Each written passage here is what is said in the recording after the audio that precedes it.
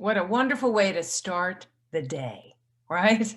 By thinking of all the things we're grateful for, just saying thank you, thank you.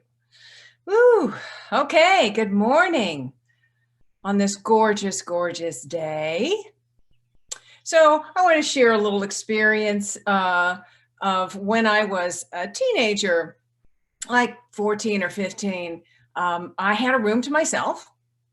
And I painted this room bright pink and bright orange, very kind of psychedelic vibe, And I had a black dresser and I decorated that with these bright pink and orange paisley decals all over it. And I had blinking lights that I put up over the windows. It was all very groovy. And I had sort of a rudimentary stereo system, but it worked. And all my friends would come over and we'd hang out and relax and laugh and listen to Crosby, Stills, Nash and Young and Led Zeppelin. And I know I'm dating myself.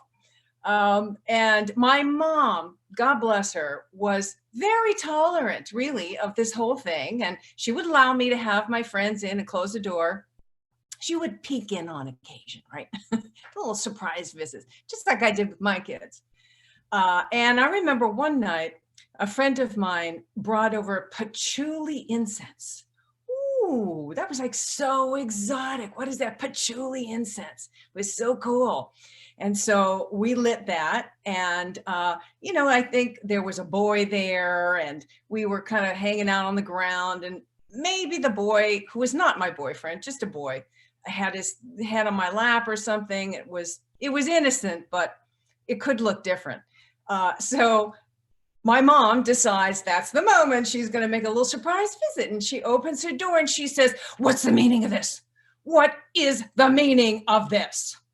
Right? Of course, she thought the patchouli incense was marijuana because she'd never smelled it before. And the boy was doing something he shouldn't have. So she had already decided what the meaning was of what she was witnessing, right? So after I explained it, she calmed down and she understood and it was all cool. Now, there were times in my teenagehood where I was behaving badly and she thought I was innocent. So it kind of balanced out. So, I mean, how many times do we rush to assign meaning to situations and relationships and circumstances in our lives? And, it's like we are meaning-making beings. We just are. I think that's just kind of part of our DNA. It must be some kind of survival mechanism. I don't know, but we're all like that. So I think the idea is to be conscious of the meaning that we're assigning to things, right? When we start assigning meaning to things that are completely neutral or are factually opposite to what we've decided they are, we need to be conscious of that because it determines our state of mind. It affects how we feel emotionally and physically. And it's the energy that we're putting out into the universe and attracting back. So I think I've shared here before about my friend Shelley Campbell, who has a program, has had it for a very long time, called Financial Stress Reduction. Isn't that great? Like, who doesn't want to sign up for that one, right? And she was sharing a story about a student that she had who was complaining about paying taxes. And after they had some discussion, she discovered that he was really stressed over the idea that his taxes were going to fund a over-bloated military and lining politicians' pockets and just funding a dysfunctional government in general, right? And she looks at him and says, that's interesting. My taxes go to build new roads and to fund new libraries and to feed families that would otherwise starve. And of course he says, "Well, how do you know that?" And she said, "Well, I don't, But I mean, obviously, all of our taxes get pooled together and all goes to fund everything. But I choose to focus on the things that benefit me and benefit society because it makes me happy. And I pay my taxes joyously every year. How do you feel when you pay your taxes? And he said, well, frustrated, angry, stressed. And she's like, exactly. Meaning making, the meaning that we assign to things, to neutral things, to things that we don't completely understand, affects how we feel. It can diminish our sense of aliveness. Or depending upon the meaning that we're making of something, it can expand our sense of aliveness. And it all is really a reflection of how we view the world, our worldview, right? So do you believe the universe is a hostile place, that life can't be trusted, that you gotta kind of push, struggle, push your way through to make something happen, to get whatever it is you want? Or do you believe the universe is for you, that everything is working together for your good and a blessing can be found in everything? And is that then your experience? This pandemic has given us a great opportunity to see all the different ways that we all make meaning from it. Everyone has a different, it's meant something different for just about everyone. And before I go further into this, I want to say that I don't mean to diminish the actual suffering that, millions of people have had to endure. People have really gotten sick or have lost a loved one to COVID. Where are we now? 560,000 people in this country alone. So I don't mean to diminish that. Or the experience, that parents have had who have been forced to work from home, who have young kids, or maybe kids that they're trying to get to focus on because they're doing school at home. I don't mean to diminish that experience, or, spousal abuse, which has really, had gone up this year. So I don't mean to diminish any of that. But for those of us that didn't happen to, we have all made this pandemic mean something completely different, right? For some, it's been absolutely intolerable to not be able to go out or do anything for over a year, to be forced to be still, to be, sequestered, quarantined with your spouse, for over a year. For others, this has meant an opportunity to relax, to self-reflect, time to be still, to be in the silence, time to, reevaluate their lives and maybe spend quality time with their immediate family. And sometimes, we sort of go back and forth between those two things. I know I do. For some who have lost their jobs, in this pandemic, it has meant for them the end of the world. For others who have lost their jobs, it's been an opportunity to create that business that they've always wanted. Do you know how many bakery businesses, successful bakery businesses, have taken off this last year, from people's kitchens? Apparently, cookie kits are really popular. And for a lot of people, it's been an opportunity to write that book that's been living in them. Tens of thousands of people have written a book, including me.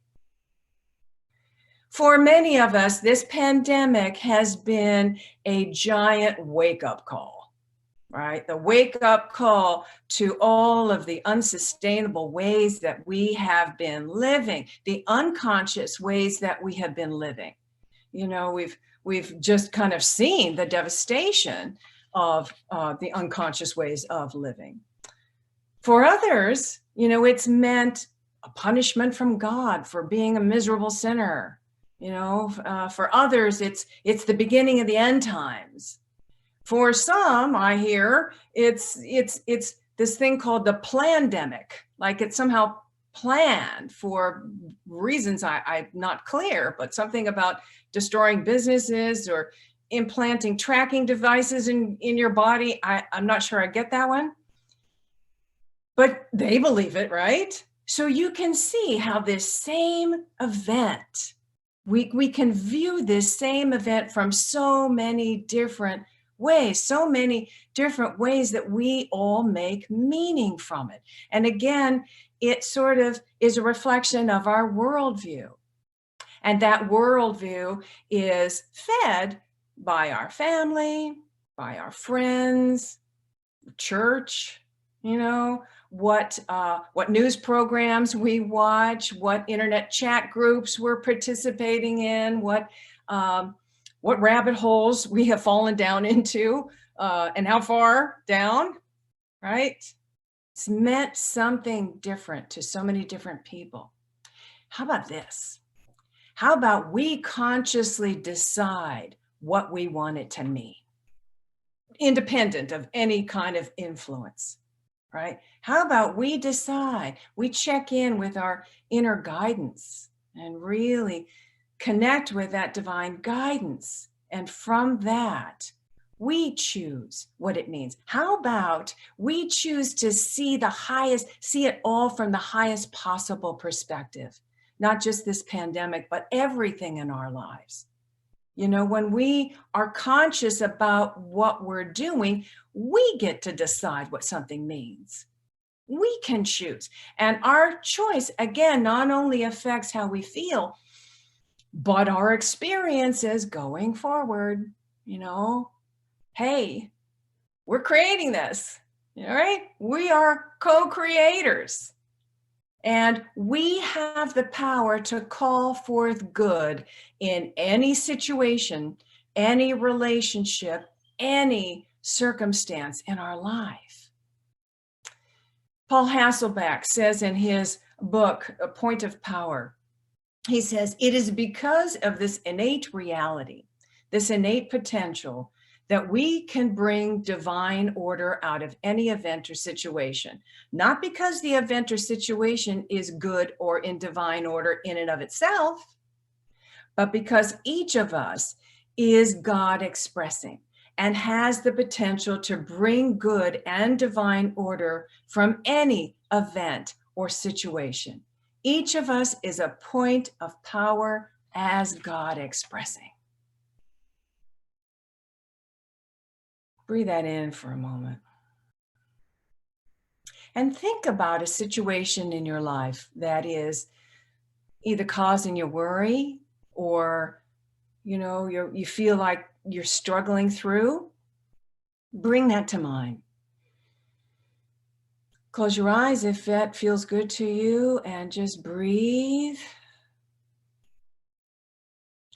And begin to explore what story you may be telling yourself about this.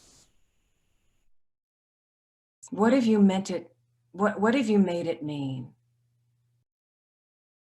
What have you made it mean?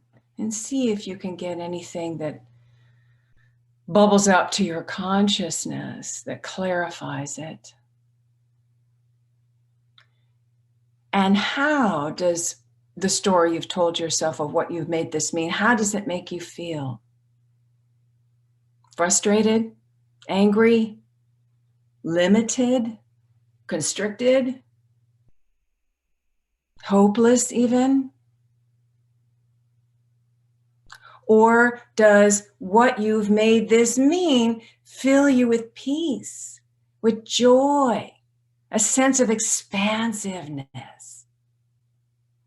You see, we have the power, you have the power to make it mean anything you want. You have the power, and choosing, what it is that you want it to mean. How about choosing something that reflects the absolute truth about you, that you are, the universe is working together for your good, that you are that point of power, that infinite divine presence expressing that there you can call forth the good and divine order in any situation in your life, including that one. Including that one. Breathe that in and come back.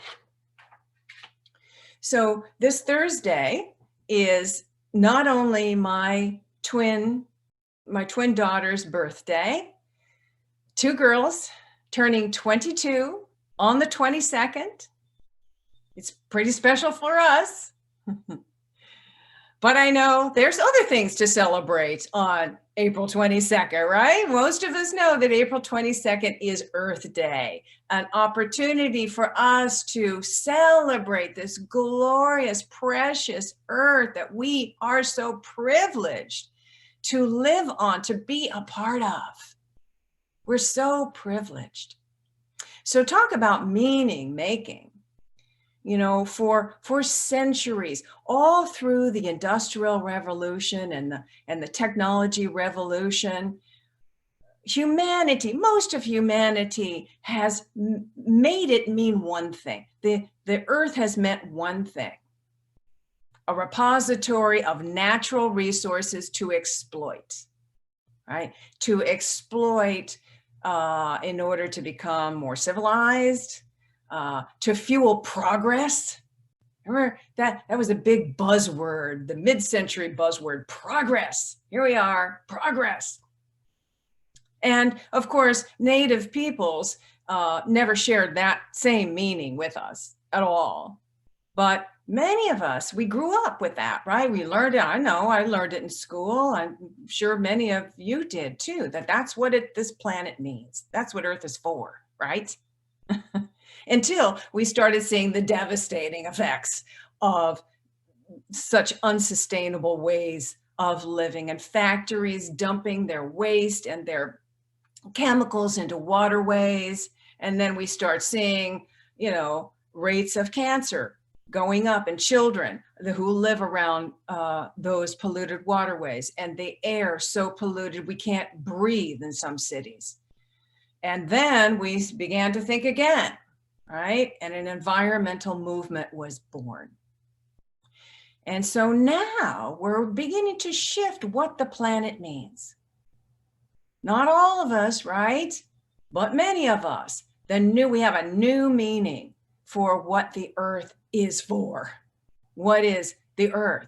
It is now this precious, fragile Mother Earth that we want to care for. We want to heal for our very survival. And again, you know, climate change deniers, they want to hang on to that old meaning. You know, they don't want to let that go. Give me my old meaning. Build that pipeline. But fortunately, more and more consciousness is shifting, and we're beginning to embrace a new meaning. And really changing the meaning that we are making of this planet is essential to our ability to do the things that we need to do to make the changes that need to happen to protect Mother Earth. And with this shared new meaning, we can do it. We can do it. You know, I know that there are things that are irreversible now. I know some things will just never come back. Some places will never be the same, and we need to learn to adapt. I get that. But working together, everyone doing their part, we can make a difference. We can make a huge difference. Everyone playing their part. You know, we just need to keep at the forefront of our consciousness this new meaning. What we want. What does this planet mean to us? What does it mean? So what can you do? Well, you know that Unity Center of Peace sends an email along every week. There are e-news that has a column in it called the Earth Care Tip of the Week. right? Katja Sage started this for us, and it's been going for a couple of years now. These are just little simple things that you can do, little differences, little shifts that you can make in your behavior that'll make a big difference. So make sure you read those every week and follow them. Another way you can show your love and appreciation for Mother Earth is by joining us today at 1 o'clock at Sacred Gathering outdoors in our labyrinth. Chris Geith and I will be there to lead you through a sacred activity that really anchors us in that awareness of how sacred our planet is and our connection with it. So I hope you can join us there. There are also many different things, in our community. If you're joining us from other places, check your local, listings of your city's website and take a look and see what kind of activities you can join. I know a lot of them are still virtual. Some of them are self-initiated, self-initiated waterway cleanups. So we've compiled a list of things that you can do in this area in the triangle, and we put them on our website. So if you go to our website under upcoming events and you click on Earth Day, there's a whole list of resources and things that you can participate in. So in the meantime, let us be conscious about the meaning that we're making of things, of events, of relationships. Be conscious of it. And can we shift it? Can we see it from a different perspective? Can we see the highest possible viewpoint of that? And can we, as a point of power, call forth good from that experience, from that situation, from that relationship, and move in that direction, open to that experience? I think we can. All right. Peace and blessings. Namaste.